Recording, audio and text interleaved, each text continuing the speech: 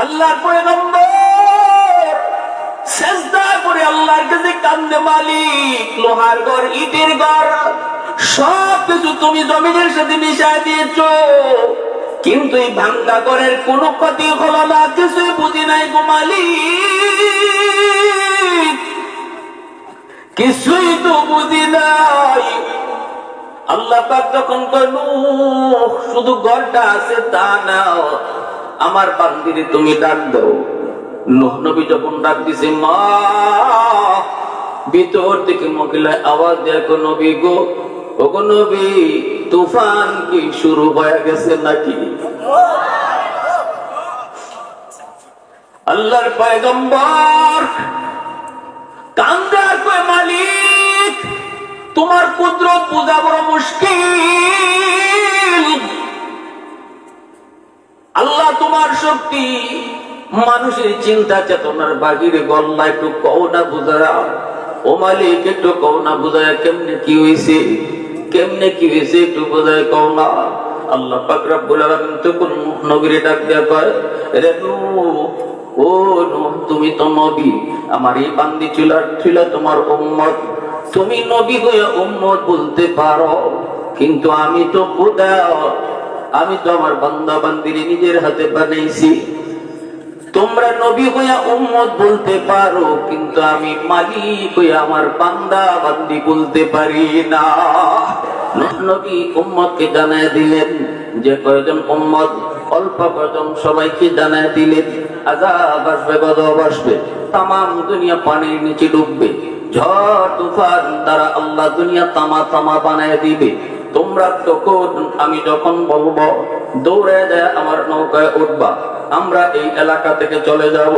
একজন বৃদ্ধা মহিলা, দিনদার আল্লাহ ওয়ালি ইমানদার মহিলা তখন কয়, নবী গো, আমি বয়স্ক, আমার গায়ে শক্তি নাই, কোমরে জোর নাই, আমি দৌড়ে আপনার নৌকায় উঠতে পারবো না গো নবী, যখন তুফান শুরু হবে আপনি কিন্তু আমাকে ইয়াদ করে নিয়ে যায়েন। নূহ নবী কয়, ঠিক আছে মা, আমি তোমাকে ইয়াদ করে নিয়ে যাব, কিন্তু ভাইরে আল্লাহ কি মর্জি, যেদিন তুফান শুরু হলো ওই দিন নূহ নবী এই মহিলার কথা ভুলে গেছেন, ওই দিনদার আল্লাহ ওয়ালি মহিলার কথা ভুলে গেলেন। তুফান তো হলো, তামাম দুনিয়া তো তছনছ হয়ে গেল, যদি পাহাড়ে যায় নূহ নবীর নৌকা লাগলো, পানি তো আবার যার যার জায়গায় চলে গেল, জমিন আবার ফিরে আসলো। এইবার নূহ নবীর মনে পড়ছে, হায় রে, এলাকায় যে যাইতেছি একজন মা, সে তো আমারে কইছিল তারে ইয়াদ করে নিয়ে যাওয়ার জন্য, কিন্তু আমি তো ভুলে গিয়েছি, আমি আমার আল্লাহর কাছে কি জবাব দিব গো? আমি একজন ইমানদার মুমিন নারীর কথা ভুলে গেলাম, আমি আমার একজন উম্মতের কথা ভুলে গিয়েছি। দৌড়ে গেছেন একটু হালত দেখার জন্য, মনটারে একটু বুঝ দেওয়ার জন্য, ঘর বাড়ি কিছুই তো নাই, বড় বড় তালিকার সব তছনছ, ওই মহিলার ভাঙ্গা ঘর টাকার তো কোনো প্রশ্নই উঠে না। এরপরেও নূহ নবী মনের সান্ত্বনার জন্য একটু গেলেন দেখতে, যায় দেখেন আল্লাহু আকবার, আল্লাহু আকবার, ওই মহিলার ভাঙ্গা ঘর, পুরে ঘর আগে যেমন ছিল এমনই আছে। আল্লাহর পয়গম্বর সেজদা করে আল্লাহর কাছে কান্দে, মালিক লোহার ঘর, ইটের ঘর সব কিছু তুমি জমিনের সাথে মিশায় দিয়েছো, কিন্তু এই ভাঙ্গা ঘরের কোনো ক্ষতি হলো না, কিছুই বুঝি নাই গো মালিক, কিছুই তো বুঝি নাই। আল্লাহ পাক যখন কইল শুধু ঘরটা আছে তা না, আমার বান্দিরে তুমি ডাক দাও। নূহ নবী যখন ডাক দিছে, মা, ভিতর থেকে মহিলায় আওয়াজ দেয়, গো নবী গো, ওগো নবী, তুফান কি শুরু হয়ে গেছে নাকি? আল্লাহর পয়গম্বর কান্দে আর কয়, মালিক তোমার কুদরত বোঝা বড় মুশকিল, আল্লাহ তোমার শক্তি মানুষের চিন্তা চেতনার বাহিরে গল্লা, একটু কও না বুঝারা, ও মালিক একটু কও না বুঝায়, কেমনে কি হয়েছে, কেমনে কি হয়েছে একটু বোঝায় কও না। আল্লাহ পাক রব্বুল আলামিন তখন নবীরে ডাক দেয়া কয়, রে নূহ, ও ও নূহ, তুমি তো নবী, আমার এই বান্দি ছিল তোমার উম্মত, তুমি নবী হয়ে উম্মত বলতে পারো, কিন্তু আমি তো খোদা, আমি তো আমার বান্দা বান্দির নিজের হাতে বানাইছি। তোমরা নবী হইয়া উম্মত বলতে পারো, কিন্তু আমি মালিক হইয়া আমার বান্দা বান্দি বলতে পারি না। তুমি ভুলে গেছো, কিন্তু আমি আল্লাহ ভুলি নাই। তুমি আমার বান্দির কথা ভুলে গেছো, কিন্তু আমি ভুলি নাই। আমি ভুলি নাই, এত মায়া এত দরদ আল্লাহ পাক। এজন্য নবী আল্লাহর কদমে সিজদায় পড়ে কাঁদলে।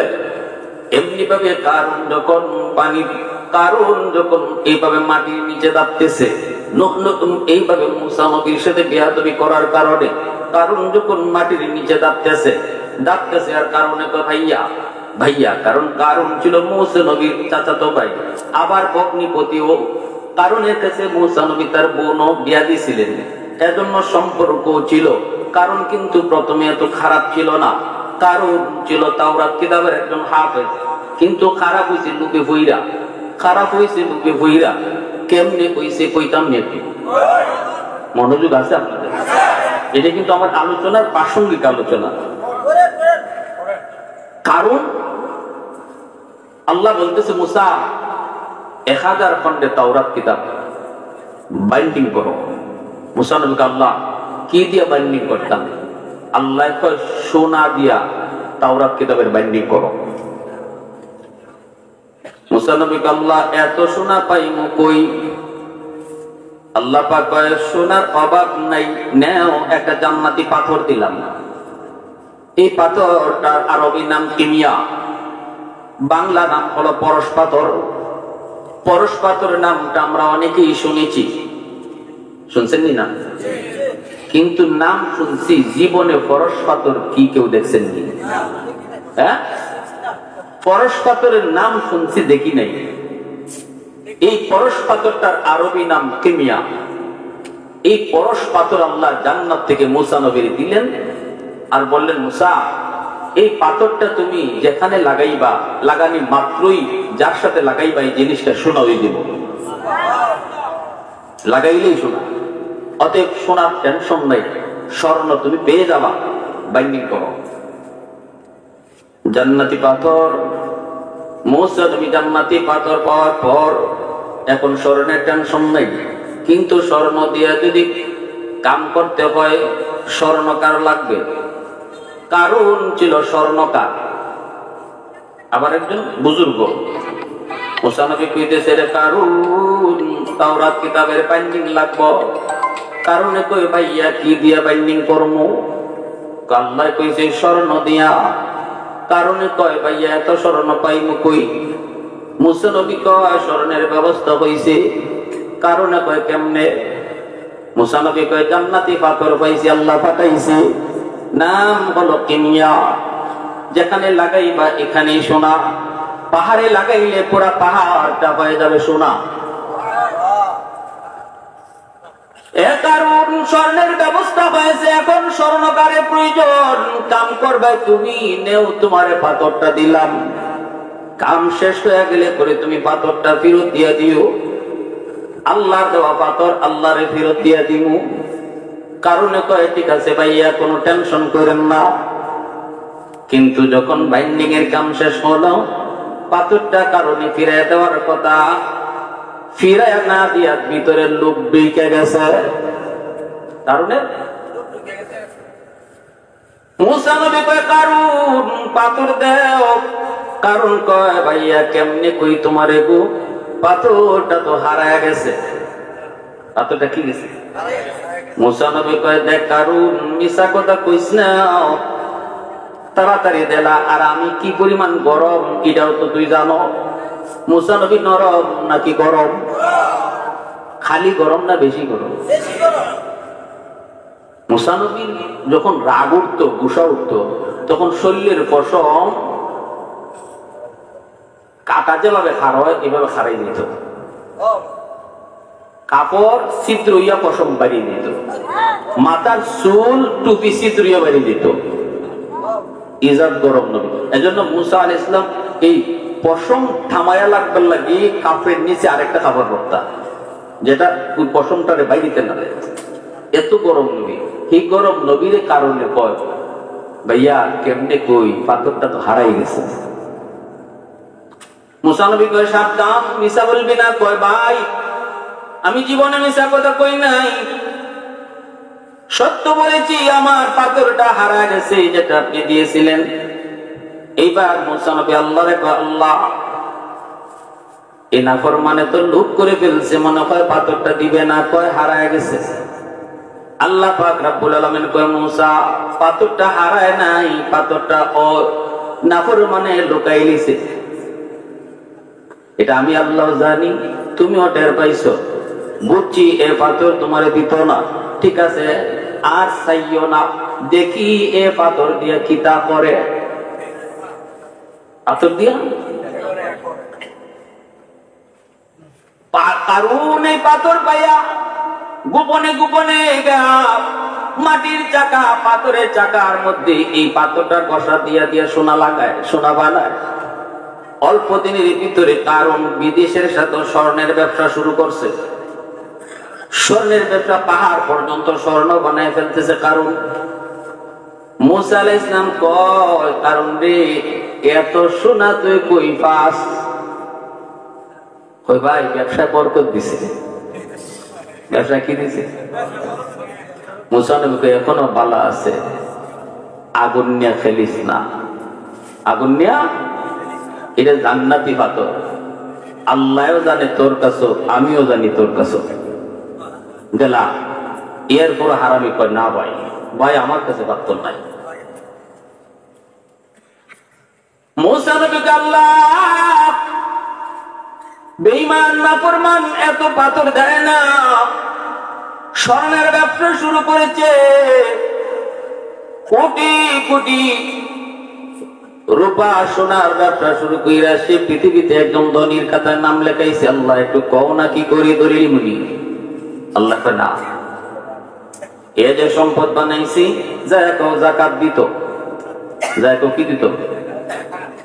যাকাত চাইল, দেখি যাকাতটা দিতে নাই।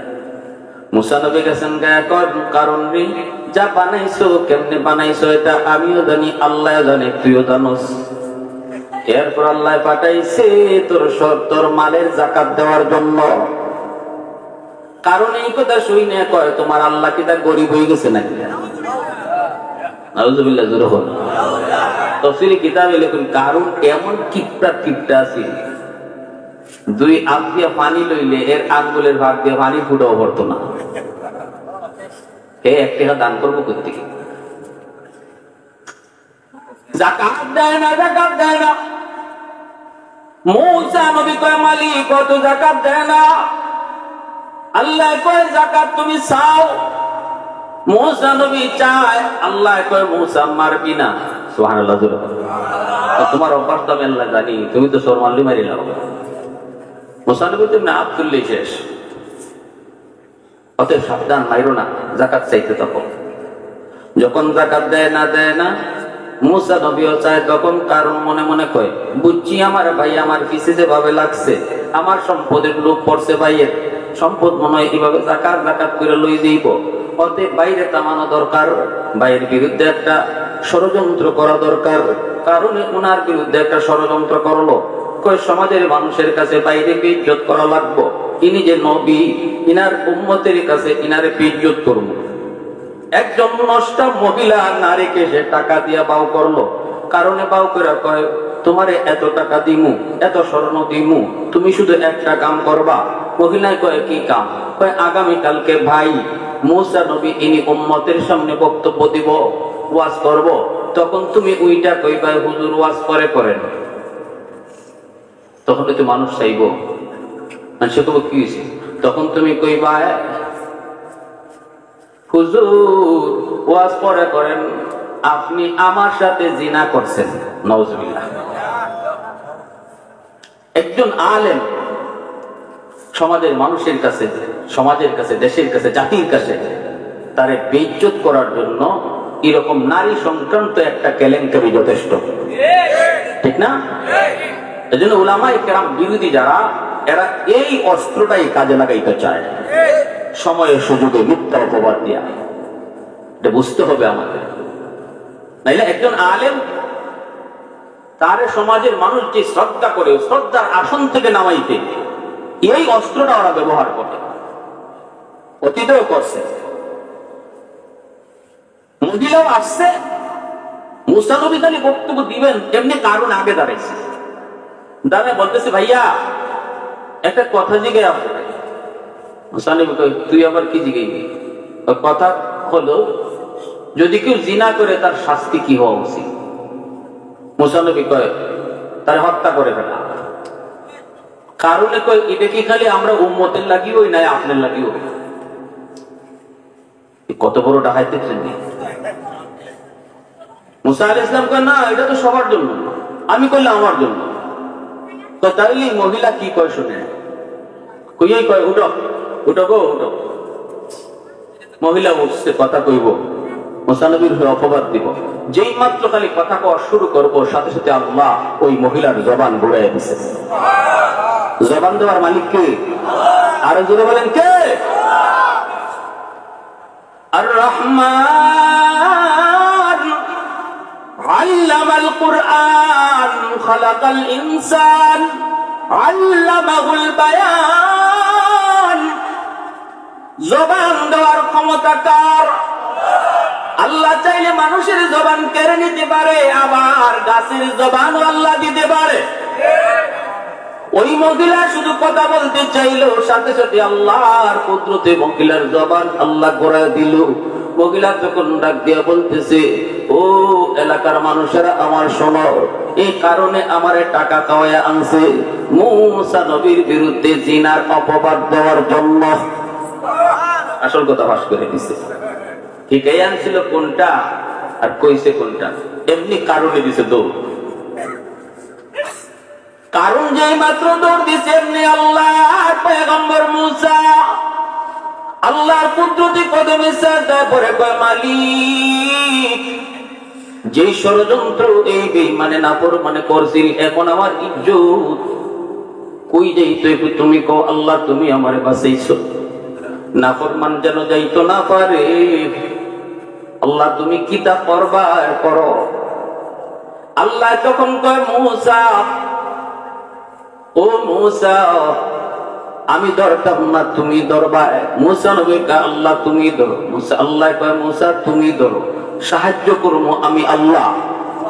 মুসা নবীর সাথে সাথে জমিন দেখো, এরে জমিন আমার উম্মতে নাফরমানকে ধরতো না, তুই জমিন এরে ধর। সাথে সাথে কারণ দৌড় দিছে, আটকা দেখে জমিনে কামড় মাইরা ধরছে। ধরন লাগছে না মানুষের, দেখে জমিনে তার হক আটকে দিছে। কারণে কয় কি ব্যাপার, আমার মানুষ আটকাইলো না, পায়ের নিচের জমিনে কামড় দিয়া ধরলো। কারণ টের পেয়ে গেছে, ধরা খেয়ে ফেলছে। এইবার মুসা নবী ডাক দিয়া কয়, রে জমিন নাফরমান রে তুই ভালো করে ধর, ভালো করে ধর, ছাড়বি না, ভালো করে গিলে ফেল। এখন তো জমিন কারণকে গিলে ফেলতেছি, কারণের পা আস্তে আস্তে মাটির নিচে যাইতেছে, হাঁটু পর্যন্ত দাপতেছে, উম্মতের সামনে সবাই দেখতেছে। কারণ ডাক দেয়া কয় নবী গো, ও নবী আমি মাপ চাই, ক্ষমা চাই, আমি আপনার কাছে মাপ চাই, আর জীবনে অন্যায় করতাম না, দয়া করে আমাকে আপনি মাফ করেন। মুসা নবী গরম নবী, সহজে নরম হয় না। জমিন তুই ওরে ভালো করে ধর। জমিন ওরে গিলতেছে, এখন হাঁটু পর্যন্ত নিয়ে উরাত পর্যন্ত নিয়ে গেছে। কারণ আবার ডাক দেয়া কয় ভাইয়া মাপ চাই, মাপ চাই, বহুত বড় অন্যায় করে ফেলেছি, আমারে আপনি মাফ করেন। মুসা নবী কয় জমিন ভালো করে ধর। মুসা নবী কয় ভালো করে ধর। এইভাবে জমিন গিলতে গিলতে ওর বুক পর্যন্ত গিলে ফেলছে, বুক পর্যন্ত গিলে ফেলছে। এইবার কারণে কয় বুঝছি আপনি আমারে মাটির নিচে দাবাইয়া আমার সম্পদের প্রতি আপনার লোভ লাগছে, আপনি আমার সম্পদের মালিক হইতে চান। নাউজুবিল্লাহ। মুসা নবী কয় মালিক, নাফরমান কয় কি, অতএব ওর সম্পদ ওর চোখের সামনে মাটির নিচে দাবাও, ও নিজের চোখে দেখো ওর সকল সম্পদ ওর সাথে মাটির নিচে দাবে। কারণ দেখতেছে এখন শুধু সে নিচের দিকে যায় না, তার সকল সম্পদ নিচের দিকে মাটির নিচে দাবে। এইবার কারণে কয় নবী গো, ও ভাইয়া, আমি তো আপনার বোনের জামাইও, এতটুকুর খাতির অন্তত আমার দয়া করেন।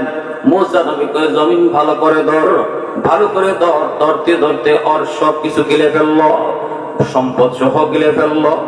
আজও কারণ নিচের দিকে যায়, কিয়ামত পর্যন্ত সম্পদ দেয়া শুধু নিচের দিকেই যাবে। ভাইরা বন্ধুরা, যখন কারণকে পাটের নিচে দাবায় দিয়েছে আল্লাহ পাক, তখন আল্লাহ পাক মূসা নবীর একটা কথা কইছিল। এই কথাটাই বোঝানো আমার উদ্দেশ্য। মনোযোগ আছে আপনাদের? আল্লাহ কইছিল, মূসা এতবার কারণ তোমার কাছে মাপ চাইলো, তুমি তারে মাপ দিলাই না রে। এ মূসা, মনে রাখো, ভালো করে শুনে রাখো, কারণ যদি ওই সময় তোমার কাছে মাপ না চাইয়া আমি আল্লাহর কাছে মাপ চাইতো, আমি আল্লাহ একবার মাপ চাইলো আমি তারে মাফ করে দিতাম।